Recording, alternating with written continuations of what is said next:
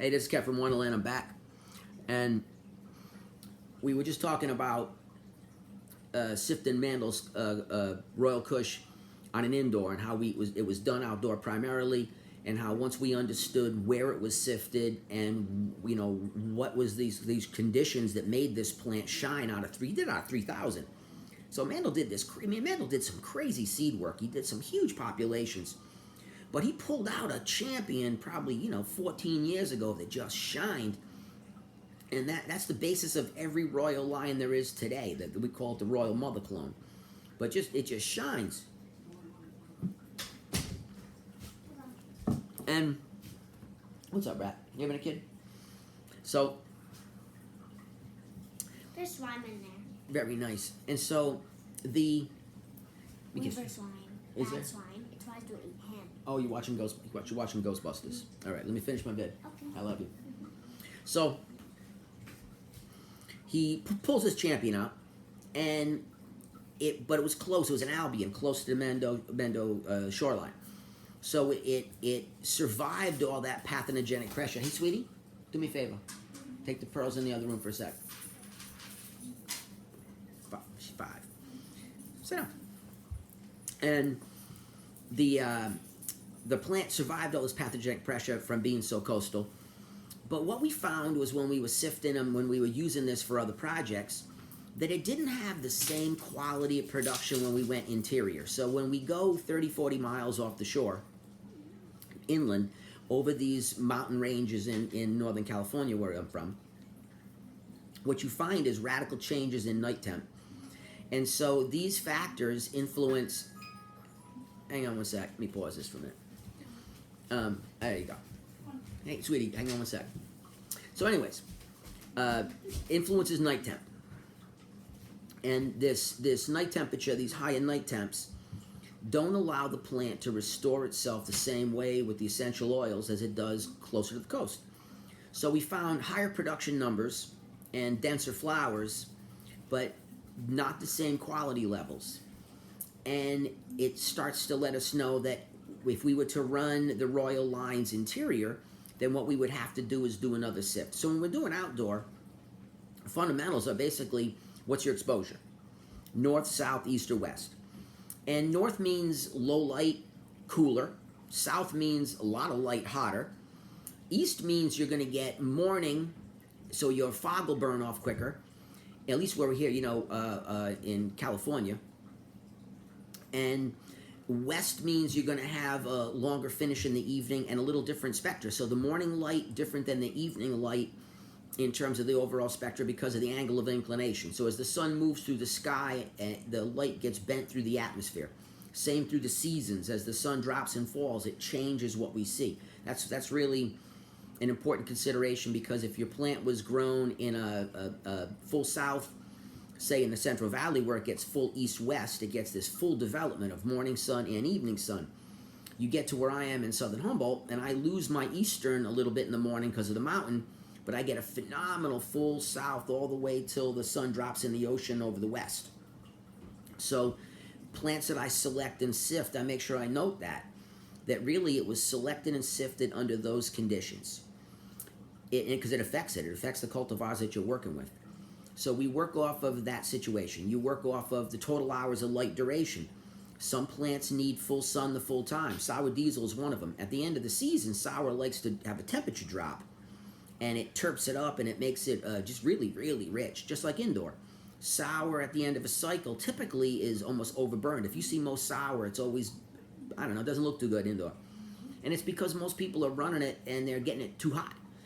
And so at the end of a cycle, if we can back the light hours down a little bit, we can drop the temp. If we have a high enough ceiling where we don't get any of that kind of heat coming off the bulbs, the sour is gorgeous and it's delicate and nuanced and tighter in structure and not so open.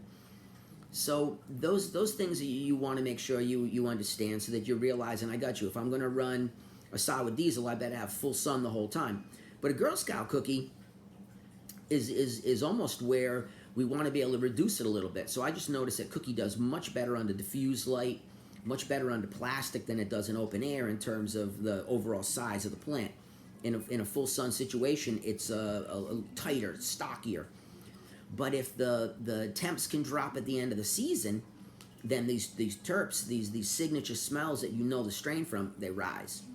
And so it's important to go through and find out what are you doing. And a lot of times it's what cultivar are we looking for, and we'll use OG as another example because Christ, it's so much of it. But if you are outside and you have an earlier season, then you have to run something like the Larry cut. Larry cut comes in around the 7th to the 10th. If you have a sun that's going to be full and strong through your cycle into the mid, then you can go into stuff like the Blood Diamond, which is a really gassy cut, and that's mid-October. And then if you go into the SFE, and now remember, now there's many cuts that are all named the same, but these are all marked. I have them all marked on DNA. I know they're not the same. And so the SFV cut I got from Mandel, forever ago, and it took 14th at the Emerald Cup out of 1,000. So it was one of the highest ranking OGs ever scored at a comp, and it couldn't be any nicer. But it's third week, 21, 25 October to finish, and if your location shifts light out of that time period, and it's not going to tighten up correctly. So your location and your sun exposure matter dramatically. Your altitude matters dramatically. Altitude pertaining to influence on the plant, where the higher we go, the higher the UV, and the drier and cooler. And then the lower in the valley we go, less UV, and a moister, warmer environment. And so if we're selecting for low stuff, 500 to 1,000, it'll have a radically different appearance than if it's up at 4 to 6,000. And 4 to 6,000 is typically, depending on where you are, there's a very set date of you must harvest by this time, or you have potential frost, even snow.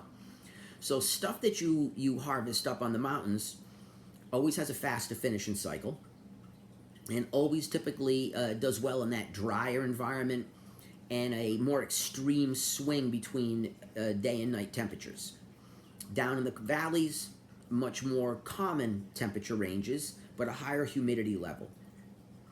So the cultivars that are selected in altitude and in not altitude aren't interchangeable necessarily. Sometimes they are, but a lot of times they're not, and you have to test them and find out and see. And that's part of the sifting process, is to go find out from cultivars that are available, and when we put them on our location, what's the influence.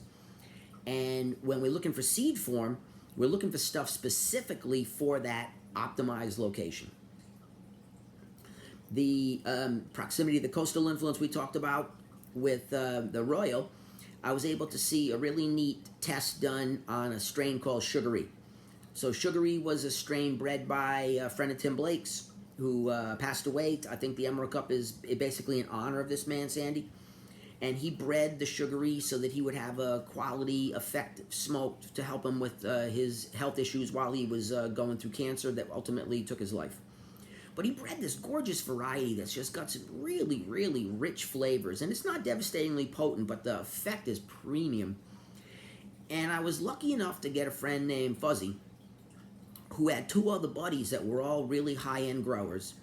And they all lived in this weird little coincidence. They all lived about 15 miles from each other, but in a linear line right off the coast. So you could really see someone who was coastal, someone who was 15 miles inland, and then another guy was 30 miles inland. And what they did is they had me get together with them, and they all broke out their cannabis, and they all ran the same soil mixes, got it from the same compost guy. I think they might have got it from Mendo Organics. Scott Zarambi out of Mendo makes some premium soil. And so I think they all were running Zarambi's mix, which is important because that's another influencing factor. So they run his mix, and this way everything's held the same cutting, same mixes, different location. And the difference was this really super terpy, softer, gummy coastal. And then the 15 miles was a harder flower, a little sharper on the tone, not as complex.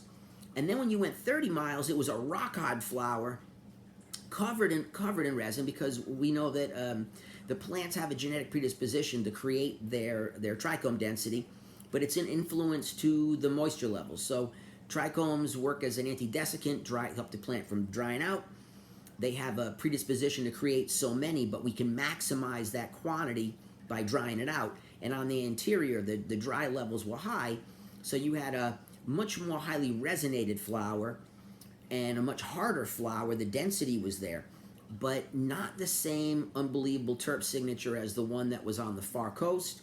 And so that's why they say like around 15 miles off the coast in these California regions is a sweet spot. And that's kind of where a lot of Southern Humboldt cultivation is in that sweet spot. So it's coincidence, but really it's a pretty good one. It's a good middle ground between the coast that allows all these monoterps not to flare off, and inland where you get a higher overall trike percentage, which gives you a much more visually attractive flower in addition. Part of the stuff that you notice too is if you're in these mountain ranges or open areas or on ridges, is your wind levels. And wind levels has a massive influence outdoor on the morphological appearance of the flowers. And so certain plants just do not like to be in heavy wind. They get beat to death. And it isn't even about how the stem moves, where the idea that stuff from Afghanistan is stocky and woody to handle it, and stuff from Laos is like bamboo and it bends. That's the branching. The flowers themselves have to be able to handle that wind load. And what you'll find is that some plants just don't. And they don't look good under high winds. They look open and beat up. And some plants are opposite. They shine under the heavy wind because the heavy winds allow typically denser flowers to remain drier. So the wind moves the air through, it keeps circulation, it gets rid of the humidity that's produced from the stoma. So the plants themselves are producing chlorophyll, they're generating biological activity, and they're off-gassing through their stoma, and water vapor is one of those things that are coming out of them. So if you throw a bag over a plant, a plastic bag, you notice the entire plant inside the bag soaking wet. Where's that coming from? It's coming out of the root system being generated, pushed through the stoma. So the airflow on these windy places makes a radical difference on the ability for the plants to handle that condition. And so if anybody ever sees a video on my farm, they always go, Kev, why are your plants in your farm only the size of your head and the ones in your yard are 3 times as big? It's because of the wind. So the wind on my farm is so consistently high and sometimes just unbelievably strong that it changes what I can use. And so when I sift on my farm, I'm not sifting for plants that have an ability to produce massive overall size. I'm sifting for plants that can handle that incredible full southern sun, the huge change between night and day, and this phenomenal wind load. And when I put all those factors together, it lets me get varietals that work. And a good example of that is I love running through the 88 G13 lines that Bodie put out. So over the last couple of years, he's put out a ton of these 88 G13 crosses. So he uses an 88 G13 ash plant as the male progenitor, and then he taps it into all these elite clones. And I go through all these populations using that because the 88 G13 gives us a really nice outdoor plant. And then when they lay it into the elite cut, we can pull some of those characteristics out that people are already in love with. But I go through populations and sift, and the hollyweed that I have is a good example. And where it gives me this unbelievable quality with this killer fuel base and a really nutty, earthy back and a phenomenal bud appearance and 0 PM. 0 powdery mildew, all fungal problems at bay. No botrytis, no powdery mildew. Unbelievably resistant. And it's just that was the cultivar that we kept from that selection that worked in that environment. And it was ideal for it. When I run it in my house for my home, it's 11 feet tall. When I run it on my farm, it's 5 feet tall. Same size bags, same organic base, same cultivator, everything the same except for location. So that's part of the sifting process. It works for both locations, but I really chose it for that upper mountain, drier, windier, colder, more aggressive base. And if you can see this, you can see that all these selection processes are done to satisfy a specific. And if they work in a general, that's wonderful, but typically we're looking for a specific. So I'm back on the 15. I'll hit this and we'll catch the next episode.